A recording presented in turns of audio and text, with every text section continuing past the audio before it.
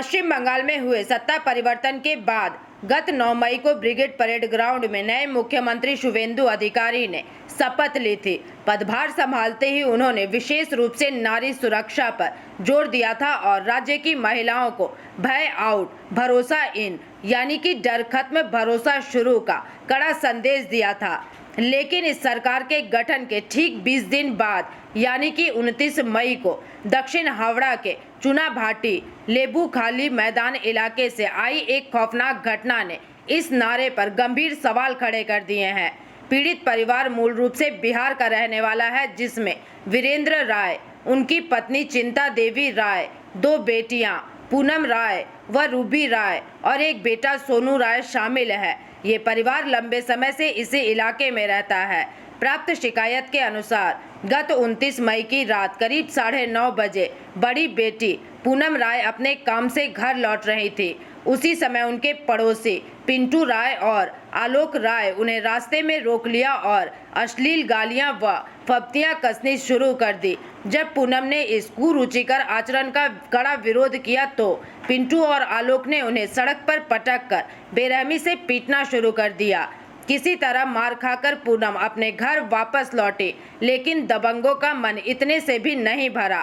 थोड़ी देर बाद पिंटू राय की पत्नी नीतू राय और खुद पिंटू राय ने पूनम के घर पर धावा बोल दिया। उस वक्त घर में केवल दोनों बहनें पूनम और छोटी बहन रूबी अकेली थी। आरोपियों ने दोनों बहनों को घसीटकर घर से बाहर निकाला और घर के सामने ही उनकी बेदम पिटाई कर दी, जिससे दोनों लहूलुहान हो गए। घटना के बाद गंभीर रूप से जख्मी पूनम राय को स्थानीय लोगों की मदद से Howrah Lakshmi Narayan state general hospital ले जाया गया, जहां प्राथमिक उपचार के बाद डॉक्टरों ने उन्हें हावड़ा जिला अस्पताल रेफर कर दिया। चूंकि उस वक्त घर में माता पिता मौजूद नहीं थे, इसलिए डरी सहमी बहनें घर लौट आई और रात में ही हावड़ा के साइक्राइल थाने में शिकायत दर्ज कराने पहुंची।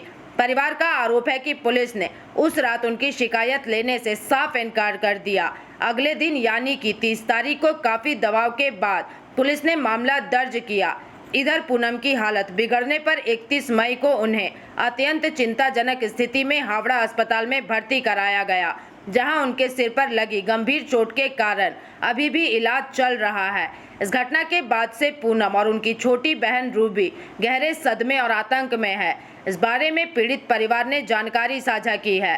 प्राप्त जानकारी के मुताबिक आरोपी पिंटू राय और आलोक राय हावड़ा के अंदुल रोड स्थित इंडियन ऑयल के तेल रिफाइनरी डिपो में तृणमूल कांग्रेस के सक्रिय कार्यकर्ता के रूप में जाने जाते थे।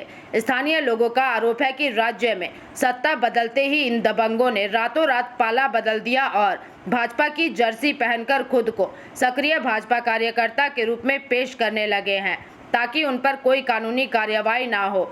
इलाके में एक कामकाजी महिला और उसकी बहन पर हुए इस बर्बर अत्याचार को लेकर स्थानीय निवासियों में भारी आक्रोश फैल गया है। पीड़ित परिवार ने न्याय के लिए पुलिस प्रशासन से लेकर स्थानीय राजनीतिक नेतृत्व तक का दरवाजा खटखटाया।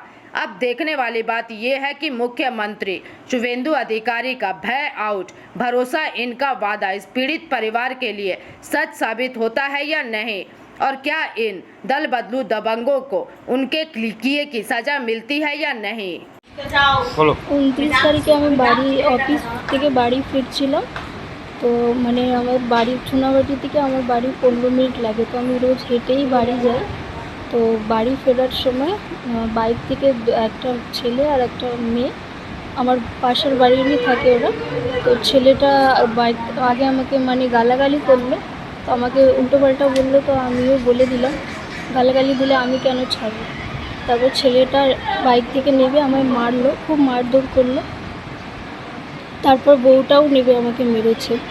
তারপর আমি নাম কি যে মেরেছে ওর নাম হলো আলোক রায় আর বউটার নাম হলো নীতু রায়। হঠাৎ তোমাকে মারলে কেন? ওই গালাগালি দিল আমাকে তারপরে আমি ওকে গালাগালি দিলাম, তাই আমাকে নেমে মারলো। কোনো রকম রাগ ছিল নাকি? হ্যাঁ, কোনো রকম রাগ ছিল তোমার উপরে? হতে পারে, হয়তো কিছু ছিল। এবার অত আমি কি টিএমসি করতে নাকি? টিএমসি করতে এটা আমি জানি না। পুলিশ কমপ্লেন হয়েছে? পুলিশ কমপ্লেন হয়েছে? হ্যাঁ কমপ্লেন হয়েছে। আমি সেদিনই আবার বাড়ি আমি যখন বাড়ি ফিরলাম মানে গেলাম, তো আবার গালাগাল করছিল। আমার বোনটাও মানে শুনে করলো না, গালাগাল করে দিল বোনটাও। তারপর আমরা মানে বেরোলাম, তো আবার এসে ওর মা ভাই বোন সবাই সেম আমাদেরকে মেরেছে। তারপর আমি কমপ্লেন করতে গিয়েছিলাম আমাদের ওই নাজিরগঞ্জ থানা, ওখান থেকে আমাকে সাকরাই মানে করলো। তো আমার রাতেবেলা কমপ্লেনটা লিখে নি, বললো বড়োবাবু নেই, আপনি সকালবেলা আসবেন। তো ওই তারপরের দিন গিয়ে কমপ্লেন করে বাড়িতে এসেছিলাম। আমার মা বাবাও এখানে ছিলেন না।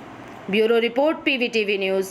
रानीगंज में इतने लग्जरी रूम, वो भी इतने कम प्राइस में। सो मैं बात कर रही हूँ रानीगंज के NSD रोड में लोकेटेड होटल अतिथि इन के बारे में। यहाँ पे आपको फैमिली, फ्रेंड्स और कॉर्पोरेट के लिए रूम्स मिल जाएंगे, वो भी सिर्फ 1500 स्टार्टिंग प्राइस में। यहाँ पे आपको super deluxe room, Dulux room, regular room के साथ साथ प्योर वेज रेस्टोरेंट, जहाँ से आप अपने रूम तक टेस्टी टेस्टी फूड ऑर्डर्स कर सकते हैं। ये होटल हाइजीनिक और क्लीन होने के साथ साथ 27 हेल्पिंग फैसिलिटी भी देती है। High speed wifi, TV with fully AC interior, 24/7 room service, good ambience, clean cupboards, separate geyser facilities, clean washrooms, smoking area. अगर आपका भी प्लान है रानीगंज में स्टे करने के लिए, तो आपके लिए ये एक अच्छा ऑप्शन हो सकता है। आप यहाँ पर रूम ऑनलाइन प्लेटफॉर्म मेक माई ट्रिप से भी बुक कर सकते हैं। अगर आप मेरी वीडियो दिखाते हैं तो आपको मिलेगा एक्स्ट्रा 20% ऑफ। अतिथि इन होटल आपको रानीगंज स्टेशन से 5 मिनट वॉकिंग डिस्टेंस पे मिल जाएगा। और इन्फॉर्मेशन के लिए आप इन्हें कॉल भी कर सकते हैं। Thank you for watching.